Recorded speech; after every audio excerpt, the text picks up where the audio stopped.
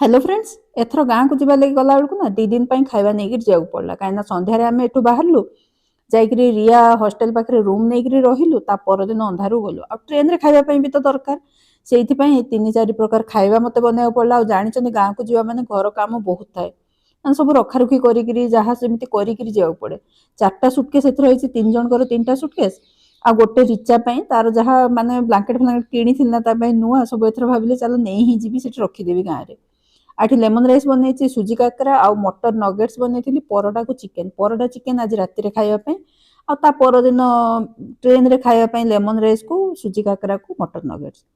एक टाइम भी लगे ना सब जिन करने टाइम दबा पड़े आ ऊपर को पलि आसती कपड़ा नापी खाया पीया सरला राति माने ट्रेन सब रेडी करी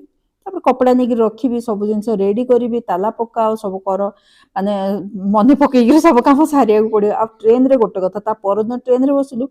ट्रेन रो जदि आपनको सामने पैसेंजर के भल मिलगल ताहले तो भल लगे नहल तो पूरा बोर एथर मते सतरे बड़ बोर भी लागिला रिया थिला संगे से चलीगला नहल तो पूरा बोर लगे।